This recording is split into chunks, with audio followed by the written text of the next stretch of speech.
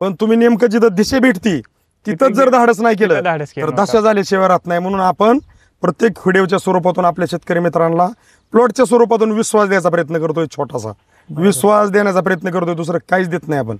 आपण तितके दानशूर नाहीत की काही देऊ शकू. आपण दोनच गोष्टी देऊ शकू, एक विश्वास आणि दुसरा रिझल्ट. रिझल्ट आहे साहेब, रिझल्टला तोडच नाही, खरंच रिझल्ट आहे. प्लॉट गेलेला होता पूर्ण, आता हीच झाड तुम्हाला सांगते की कुठं होतं आणि आज कुठे, हीच रोप सांगते तुम्हाला. हेच रोपापाशी उभा आहे आता, तेच सांगते, हीच सांगते तुम्हाला की गेलेला होता पूर्ण, हिथं झाड लागत होते, कुठं लागते हिथं होतं बरोबर. असं लागत होतं 5 महिन्याचं झाड इथं लागत. आता किती उंची असेल तुमच्या हाताने? 5-6 फूट असं ना, म्हणजे किती दिवसात? 1 महिना 15 दिवस. 1 महिना 15 दिवसात. आणि तरी तुम्ही घेतल्यानंतर किती दिवसांनी सोडलंय? मी घेतल्यानंतर साहेब मला 10-12 दिवस लागले सोडायला. 10-12 दिवस तुमचे ते बांधणीत वगैरे गेले.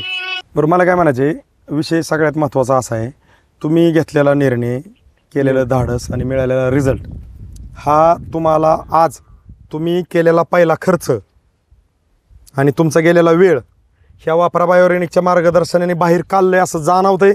100% बाहेर काढले वापरा, आहे का नाही?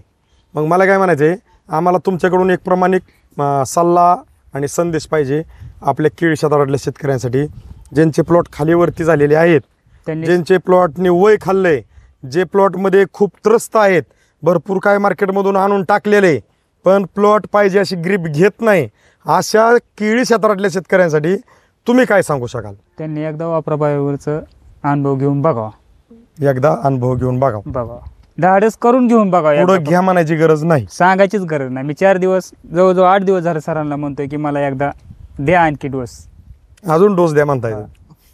आणि खाल्लेलं वय बाहेर निघतंय. तर जे काही नवीन केळी क्षेत्रात शेतकरी आहेत त्यांच्यासाठी तुमचा सल्ला संदेश काय असेल की हे मार्गदर्शन तारांबळ झाल्यावर वापरलं पाहिजे का सुरुवातीपासून वापरलं पाहिजे का निस्वन झाल्यानंतर वापरलं पाहिजे? तारांबळ व्हायच्या आधीच वापरलं पाहिजे, तारांबळ झाल्यावर वापरून काय उपयोग आहे का नाही? तरी तुमचा उपयोग झालाय, तारांबळीतनं तुम्ही पण बाहेर निघाला. निघलोय बाहेर, पण तुमचा तसा सल्ला आहे आता की तुम्ही तारांबळीत जाऊ नका, मी गेलतो. कारण तुम्हाला ते लवकर जर भेटलं असतं तुम्ही स्वीकारलं असतं का नाही? खाल्लेलं वय तुमचं, गेलेला वेळ आणि उत्पादन मिळन का नाही, हे 3 तुमचे ड्रॉबॅक होते की आपण प्लॉट तर केलाय, कष्ट केलंय, खर्च केलाय, वेळ बी गेलाय, पण आपला प्लॉटनी खाल्लं होतं वय, ते खाल्लेलं वय बाहेर काढायचं होतं. आता काय वाटतंय तुम्हाला? आता काहीच वाटत, आता एकदम ओके. नाही, खाल्लेलं वय, गेलेला वेळ आणि गेलेला पैसा ह्या वापरा बायोरेनिकने तुम्हाला बाहेर काढून दिला. इथं आज दिसतंय, आपण दिसतंय बरोबर आहे नाही? जर मी तुमच्या वापरा बायोवर वळलो नसतो तर हे प्लॉट पण माझा एवढा सक्सेस झाला नसता. हा, मग मला काय म्हणायचं, समजा सक्सेस झाला नसता तर तुम्ही केलेला खर्च बाहेर निघाला असता? नसता निघाला. बरोबर आहे का नाही? फक्त एक आहे की हे व्हिडिओ आपल्याला काढण्यापाठीमागचा अगदी आज आपण 4थी अवस्था काढतोय, उद्देश हाच आहे की कष्ट करणारा आपल्याला जय मिळवून द्यायचा आहे. कोणाला? कष्ट करणारा हरून द्यायचा नाही. आणि तो कष्ट करणारालाच कळणार आहे वापरा बायोरेनिक काय. कारण इतरांबद्दल आपल्याला पहिल्यापासून मी एक शब्द टाळतो, बोलायचंच नाही आम्हाला. का बोलायचं नाही? की कष्ट करणाऱ्याला एकच जाणीव झाली पाहिजे की माझ्यासाठी वापरा बायोरेनिक खंबीरपणे आहे आणि मला ते वापरायचे. पण ती ज्यावेळेस वापरीन त्यावेळेस कळन, आणि ज्यावेळेस एखादा शेतकरी वापरीन बिन सोडून बी देईन तर त्याला पण लक्ष देणार नाही. कारण तुम्ही कंटिन्यू केले साहेब इतरांच्या प्लॉट आणि आज तुमचा प्लॉट.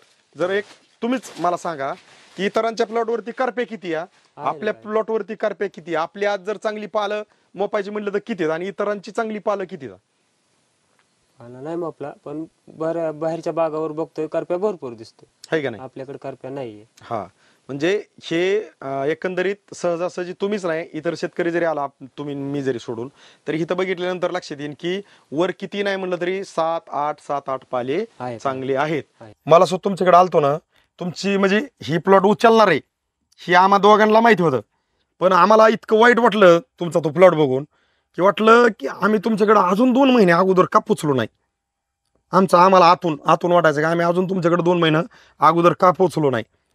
पण आम्हाला बी काय आता पाठ सपन नाही पडणार की कुठला शेतकरी अडचणीत आहे. पण मी म्हणतो 100% ही युट्यूब बघणाऱ्यांना एक माझी कळकळीची विनंती की तुम्ही जे वेळेस आमचे व्हिडिओ वापरा बायोरेनिकचे पाहताना, मी फक्त शेअरच करा म्हणतोय. का शेअर करा? तुम्हाला कुणी काही म्हणेन स्टेटसला बी ठेवा व्हिडिओ, काय फरक पडत नाही. हा बरोबर आहे. आपण नाही ती स्टेटसला ठेवतोय, आयसा व्हायगान वायसा व्हायगान, त्या बोलण्यावर काय नाही होत. हे जे खरं चाललंय ना ते स्टेटसला ठेवा, आपण आपल्या शेतकरी मित्रांना वाचू शकतो. तुम्ही हा प्लॉट अशा अवस्थेत एकदम सुअवस्थेत आलाय. आता बघितलं तर कोणीच म्हणणार नाही की हा प्लॉट डिप्रेशन मध्ये होता. नाही म्हणणार की साहेब आता. ही तुमच्या बाबतीत एक म्हणत पण नाही. तुमच्या बाबतीत एक म्हण लागू होईल बरं का गोगरे सर. आता म्हणतो एखाद्याने ज्याला पवा येत नाही त्यांनी पोरात उडी टाकाव, बघा बरं का. आणि त्याला ज्याला पवा येतोय त्यांनी त्याला सहजच बाहेर काढावं. ज्याला पवा येतोय त्यांनी उडी टाकून त्याला सहज बाहेर काढावं. असं वापराबाहेर तुम्हाला बाहेर पवा येत नाही पण वापराबाहेर तुम्हाला असं बाहेर सहज काढलंय सहज निघलं की पाहिजे. तुम्हाला वाटलंच नाही की आता मला एक तर डबक्यात पवा आहे ना आणि माझी उडी तर पडली पोरात बरोबर आणि तुम्हाला बाहेर काढलंय कोणी वापरा. ज्याला पवा येतं त्यांनी.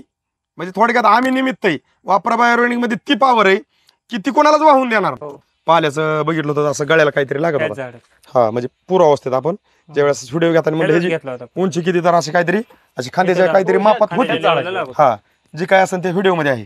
मला काय म्हणायचंय शिवा प्रभायावरणी घडीभर साईडला ठेवला असा आपण. आणि ज्यावेळेस आम्ही तुमच्याकडे आलो त्यावेळेस कुठल्याही कंपनीचा कुठलाही मार्गदर्शक तुमच्याकडे आला असताना तुम्ही त्याला असं म्हणले असते की माझा प्लॉट उचलून द्यायचा 1,00,000 रुपये बक्षीस, कुणी ह्या पैनीला येस म्हणलं असतं का? नाही ना नसतं म्हणलं.